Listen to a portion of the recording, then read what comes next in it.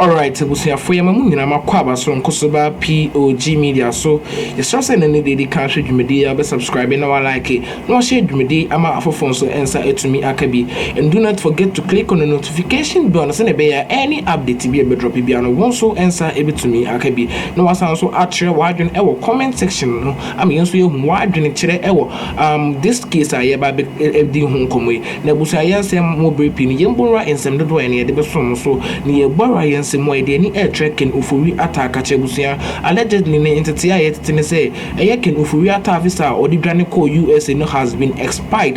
Meno worker say a US immigration also can Ofori Atta pecha almost certainly for the deportation to Ghana Busia. In some Nunchimunos, young Konkoti in some Dona a course. And at a point, even told KSM, the president is his cousin was the president, and I hope you understand the insinuation. The point that I got, or listeners will get from that interview, was that the OSP appeared ready to act, but the persons and the institutions that were to support or help the OSP did not. So I decided to ask the security chiefs at the time and also highly placed sources within the immigration service. And the question is, did you receive any request to stop Ken Ofori Atta? And then you said no. Because we watched him leave, but we're helpless. Nobody was prepared to help and all of that. And they said, no, we didn't get any such request. Then I went back to some of the people in those positions in high authority at Immigration, National Security, BNI, and started asking my sources within that even as we stand, do we have any such request coming from the Office of the Special Prosecutor to stop Ken Ofori Atta or Ernest Akori?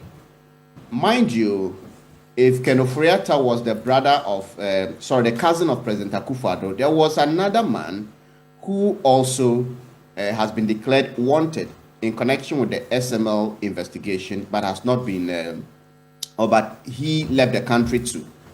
So I decided to go and then do the digging, and at the end of the day, he too was not stopped. And so the information I had from the current security chiefs is that both Ken Ofori Atta and Ernest Akori are even not on the stop list as we speak. And I said, what does that mean? And according to them, if someone is not on the stop list, you can go out of your way to stop them from traveling. So if Ernest Akori is entering Ghana through the Togo border or even the Kotoka International Airport, nobody would stop him or arrest him because you don't have that instruction. And it is because the OSP has not triggered that. So I went to the special prosecutor, Mr. Ajabe, and then asked this question about first, whether or not his outfit asked for help from the past security agencies, the National Intelligence Bureau, the National Security, and the Ghana Immigration Service. And he said no. And I said, well, you said they are not, or they were not helpful, or they were not cooperating with you. And he said, yes, they were not. And he was sure that even if he had sought their help, they would not have stopped Ken Ofori Atta. So that didn't, that's why he didn't make any attempt. Then two, on the current one, he explained like Samid Akon is reiterating that it is immaterial and that they have their systems at the airport that should any or either of the two get into the country, that person may be picked up before they even reach the immigration. So it isn't necessary to trigger that stop order.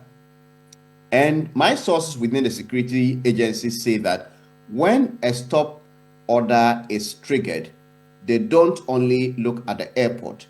They circulate the details of the person across the sea and land borders of the country. so that if the person knows that they are coming through Kotoka and would have a problem, they may go through a Lubo or a Plau or Kulungungu, and the security agencies will pick them up. So this is the response that has been given. And I think the most important or some revelation they also gave there is the fact that when these people were leaving, the Ernest Akore, they didn't even know at the time that he was a person of a person of interest or a suspect. They didn't know. So I got some details about when Ernest Akore left the country, and that the details are that he left Ghana on November 19th, 2024, and then he traveled to New York on Delta Airlines flight 156, and he went out through Terminal 3. And I also found out that Ernest Dakon Akore, who has been declared wanted together with Ken Ofori, is a holder of a U.S. passport, and then his passport will expire on August 4, 2031. I also discovered that Ken Ofori traveled on a Ghanaian passport, but he has 3 valid visas to the United Kingdom, Canada, and the United States. And then Ken Ofori's U.S. visa will expire on February 14, 2026. On Valentine's Day 2026, his visa to the US will expire, Ken Ofori. And then his visa to the UK will also expire on April 21, 2032. And then finally, his Canadian visa will expire on May 31, 2031. And this is Ken Ofori. So he left the country on January 4, 2025, and he went through the Terminal 3 like Ernest Akore on the United Airlines flight 997 to Washington, D.C. Now, Ernest Akore left in November. Ken Ofori left in January. The OSP has confirmed that at the time Ernest Akore was leaving, the office did not know that he was a person of interest. And this is almost a year after the OSP received the petition to investigate this matter.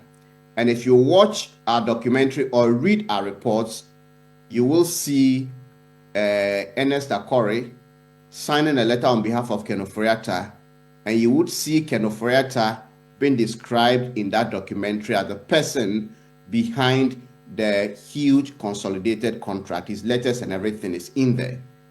And that brings us to the question as to why this important office for close to a year did not know that Ernest Akore was a person of interest in that investigation.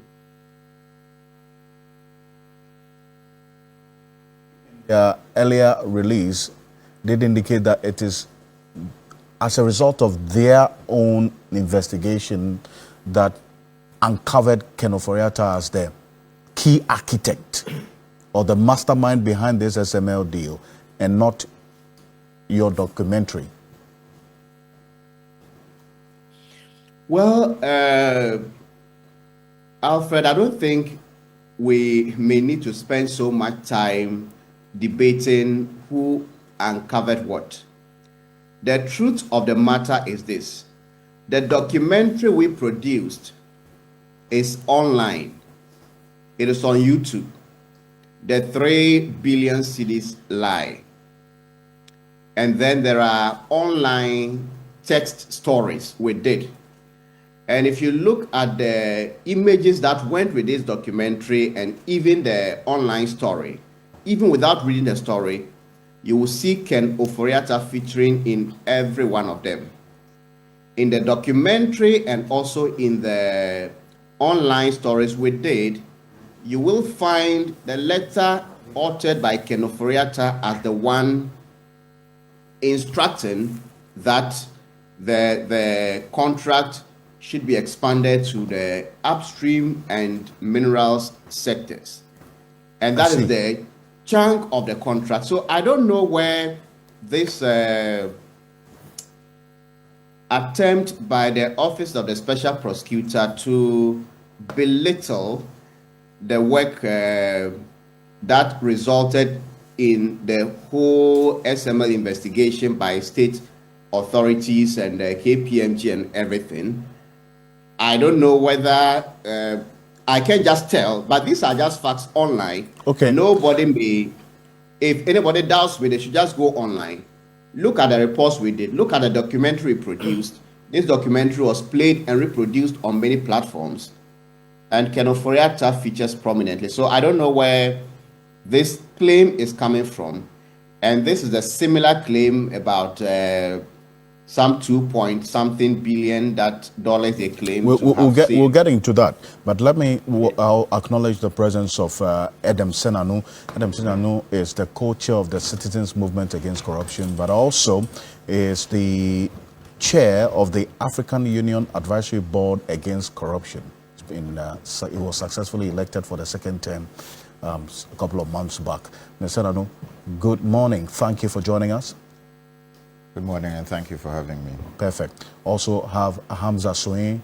He's a private legal practitioner, a member of the NDC. Hamza Soin, good morning. Good morning, my brother Alfred. And thanks for having me on the show. Thank you. Thank you for joining us. Now, if you look at the response that the special prosecutor gave to these concerns that Manasseh put out, and looking at the full details of what Manasseh has indicated, quite interesting. And the visas, the active visas of Ofori Atta and then Esther Corey, and when they are going to expire and all of that, he has all of that detail. But then the special prosecutor says this matter involves an extradition process. It is a different process from the routine stop list mechanism. And that he got it wrong, but he's provided some detail. Does it check the box for you, on this matter, especially because of what the special prosecutor himself has been explaining, why not much could have been done to stop Ofori Atta from leaving the jurisdiction? Not at all, Mr. Kasi. In 5 minutes. Yeah, 5 minutes. Okay. You know that I also fact-checked the special prosecutor. So I checked with the people formerly in charge of NIB, and they said, one of them even said he doesn't even know Kisi Ejabin. That's to say that Kisi Ejabin never contacted him to help arrest Ofori Atta. Then I checked with the current heads, that's the institution, NIB. They've written formally to me that, and I'll read a portion. The National Intelligence Bureau did not receive such a request from the Office of the Special Prosecutor. Well, the Special Prosecutor said they didn't write to them. Oh. That's the response. No, I just read. Yeah, so he's now shifting the goalpost. You can hear him in the tape with his 32 teeth that NIB didn't cooperate, National Security didn't cooperate, etc. So it's too late. Sami Daku is trying to rationalize everything. He knows that his fortunes hang on Kisi Ejabin's fortune. Once Kisi Ejabin is going, Sami Daku has to go. You see? So he's making every effort to rationalize this bare-faced lie. We've caught him. Look, we've caught him. The head of our anti-corruption body cannot lie to Ghanaians and expect to go scot-free. He has to leave. Look, he's not the only lawyer. Look, even his deputy, Cynthia Lamte, is by far his senior at the bar. Kisi Ejabin is not the only lawyer in Ghana. So you say you checked with what? It's not as if we did any national test and Kisi Ejabin came tops. Kisi Ejabin got that office because of his closeness. You say you checked with which institutions? Oh, National Investigative Bureau, the NIB. This is a letter dated 27th November 2025. Look at it. It has whose signature I don't want, because it's an intelligence institution. I don't want to put out the letterhead. You wrote to them asking what exactly? Yes. With Dennis, your colleague, wrote to them Dennis exactly. Pabiri helped me to write the letter. Yes, I wrote formally, making enquiries. You want me to read my letter? No. I can read my letter, making enquiries that did the special prosecutor come there for help to arrest Ofori?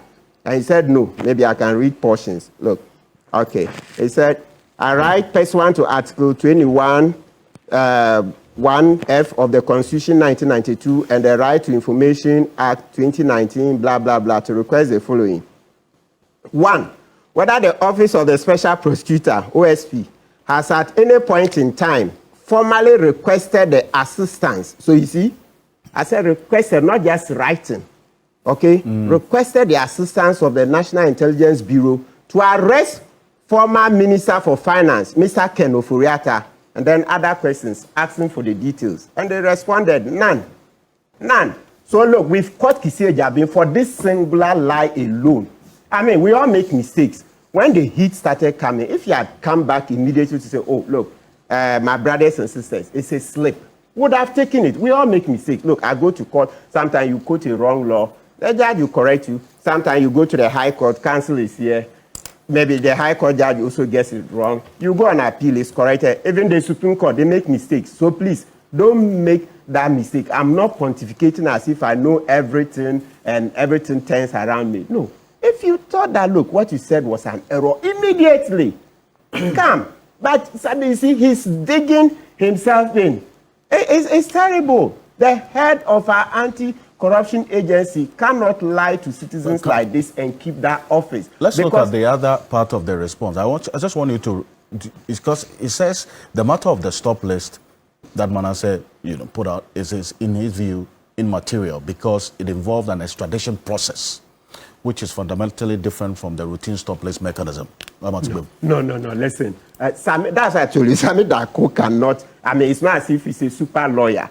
We heard Kissi Ejabin. You played it. Kissi Ejabin said that when Ofori was about to travel, Ofori wrote a letter, correct? And that the letter was went to both the current chief of staff and the outgone chief of staff. Then he said he intercepted the letter, meaning he got a copy by whichever means, and sought to prevent Ofori from traveling, which presumably meant that he was going to arrest him. So there is no issue of any extradition. Something that cannot obstruct. Alright, Ebusian, offer me nana when you go to our ocean. You best say unsubscribe, I best subscribe. No one like in what shade you may I'm off phone so inside to me Akabi. And do not forget to click on the notification bell on Senebea. Any update to be able to drop you on one so inside to me Akabi. Offer me no same pina course good. I am going to say in some dona a course so I will offer me no. It matters. It's too late in the day. Kissi Ejabin was not talking about extradition. It has nothing to do with extradition. He said he intercepted the letter. Then went to NIB, didn't get help. National security didn't get help. Immigration didn't get help. Can you imagine bastardizing state institutions? So you see how NIB has been quick to remove its mouth from this matter. Because you can't have a special prosecutor just sit down and run down government institutions. And you think this is a small matter. You run down other government institutions without basis. So look, it has nothing to do with extradition. Kissi Ejabin was not talking about extradition. He said he intercepted the letter and then sought to prevent Ofori from traveling. That's why even further went on and said that Ofori's cousin, that's the president. I don't use the word cousin. In Chi, there's no word for cousin. It's brother. Okay, brother. Okay. So Ofori's brother is a Akuffo. And so what do we expect? The words are too clear. Look, we are not kids. We don't even need to be a lawyer to understand this. Kissi was just lying, barefaced lie. Now there's been cooperation now from the various security agencies, as was the case previous, or as against the case previously. There's been improved cooperation now. Yes. That's also captured in the That's statement. neither here nor there. We don't need that. He has already lost the plot. We don't need that. For coming to lie and not responding immediately that, oh, I'm sorry, it's a slip. It means that it was deliberate because he's digging himself in through the rationalization Sami Dako is doing. Look, it's good riddance because anybody looking at following Ghanaian politics would have known that, you see, he who the gods want to kill, they will first make mad. If you want to tackle anybody, is it me? Maybe you are coming to tackle. You know that we will not let this matter die. So it's just God that made them blind and then they said I should come and brought the matter back to the fore. And you see, this raises the other issue we raised earlier on today. this thing about the Ghanaian being timid, being docile, look, it will hurt us too much. We don't have to wait till the next election. This is a matter that elsewhere by now we would have massed up in front of the office of the special prosecutor to say, look, he should leave that office immediately. This is even a matter that, properly speaking, it should attract a commission of inquiry under Article 278 of the Constitution. Well, your special prosecutor runs down the immigration service, runs down national security, runs down the National Intelligence Bureau, and we think that is kosher. Such a man is not fit for the office. Well, is he the only lawyer? Did he write an exam? Did we write an exam so that he topped, and so that's how he got the office, and so we think that he's the most intelligent? No, it's because he's associated with a Akufo-Addo's regime. After this interview by the special prosecutor, and as Adam said on this, there's been further responses from the office. If I say further responses, at least what we've seen from the office within the week, giving some further and better particulars to the circumstances around the time. And one of it is what the question that Manasseh was asking, and then also what could have been done differently. Would the demand of coming to the public, updating the public about this earlier than now, have made any difference at all from what you say? Not too clear on the question. The demand to come earlier on which issue? On the challenges he was facing at the time when Kenofurata was leaving the country, even though he was aware. If we gotten to know earlier than now, how much of a difference would that have made? Well, thank you. Let me first put in context that I've been following the exchanges, and the more information I've had on both sides, I think that there is a communication gap. There's a communication gap. Yeah. I think that the lawyers are looking at the minimum threshold of what amounts to criminality and trying to make sure they get to a certain point before they say this is a case. And sometimes their feedback to Manasseh is couched in that kind of context. And I think these two groups probably need to sit down and have a discussion. For many of us, we are clear that the OSP should stay focused and deliver the mandate we gave to that office. My memory of the chronology tells me that it would not have made a difference because, you see, when Ken applied on health grounds, and prior to that, a number of us had been in the Ministry of Finance where they were doing the projections on Ejapa, etc. And he participated in that meeting. I remember I was with Kofi Bentel and Franklin Kujo from Mayo Clinic. So we knew there was some health issue, but we're in the conference room of Ministry of Finance and this was going on.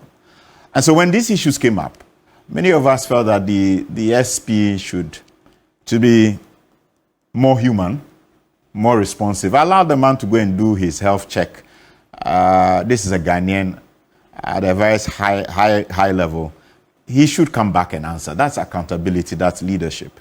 So in my view, I don't think it will have made any difference. I think this is much ado about nothing, a storm in a teacup. I think let's focus on the important issues. We have a country to build. I don't see how, in fact, maybe you need to play that tape back to me.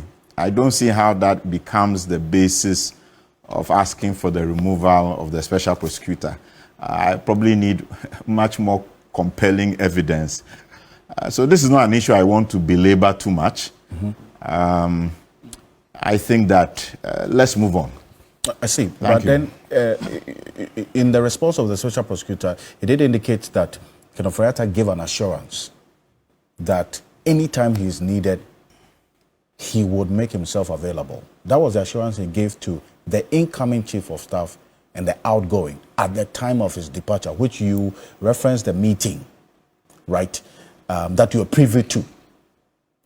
But looking at the play of events, right from that day of the assurance till now, should there have been enough currency put on that assurance, especially because of the person and then also the circumstance around which he was living?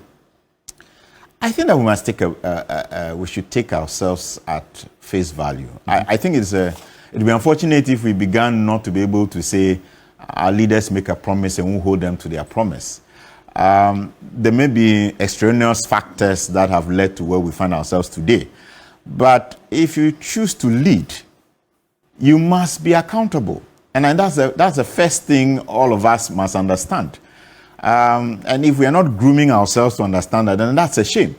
In other cultures, people don't even need to make a hue and cry for it to say, I resign, or I am going to face, accept on behalf of the company that I should be held accountable. And perhaps we are losing that or missing that in our society.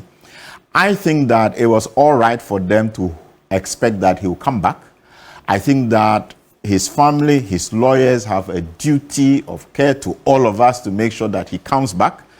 And I think that no Ghanaian should accept, political office if you're not willing to be accountable. That makes me very uncomfortable. So I don't begrudge the OSP or any of the other actors for saying that, okay, we let you go, especially in the context that this man had a health condition. It was not something that was fabricated, And so to that extent, I think that at this stage, Mr. Ken Ofori-Atta should be called upon. If he's finished his treatment, if he's in a better condition, we want to know about that. He should come back and answer the questions that he ought to be answering. And let's make sure that our governance systems work for this country. Well, you see, Dr. Joseph Addo, this is coming at a time when a lot of questions are being asked of the special prosecutor because of the element of accountability. Because there's a number of cases at play right now that Ken Ofori-Atta will have to come and answer. Prime being the SML deal, which the special prosecutor himself has said that he is the chief architect of it, which is a subject of major investigation. Now, he stated that, well, and I knew he was leaving. I couldn't get the support of the security agencies. I have it now. We couldn't put him on a stop list because it's a routine and it is different from an extradition process. Is there any assurance of a physical appearance of Ken Ofori-Atta anytime soon? I don't know. And I don't think it matters to me. And I honestly don't care about that particular one. My position on accountability and being held accountable for office is clear. I have advocated and I continue to advocate regime accountability and post-regime accountability. I have said that any man or woman who takes an oath to hold an office must know that a day will come, he or she will also have to raise the hand to take an oath to be held accountable for that. And I've said that if a sitting president is unable or unwilling to hold his or her own appointees to account, it is completely fair and okay for another regime to come in and hold them accountable. So long as their fundamental human rights, the things the lawyers talk about, right to counsel, presumption of innocence, so long as all that is held, I have no problem. I will never sit anywhere and try to make it look like, oh, this person should not be held accountable. No. Accountability. Okay, Ebusia, yeda masasa moji atenase tie nsempa ye de beso mo so ye so se unsubscribe ya be subscribe no like no share dwumedi ama afofo so ensa atumi akabi, and do not forget to click on the notification bell so na be ya any update bi be drop bia no won so ensa ebetumi akabi. Ebusia kan hu se POG Media ha say de we bring you the best political news that circulate e we man Ghana mu ase no, and to always be a bra never fa o best political news so na be ya obe keep it updated wo de ekoso ne de eba e wo Ghana man Ebusia me dase makram.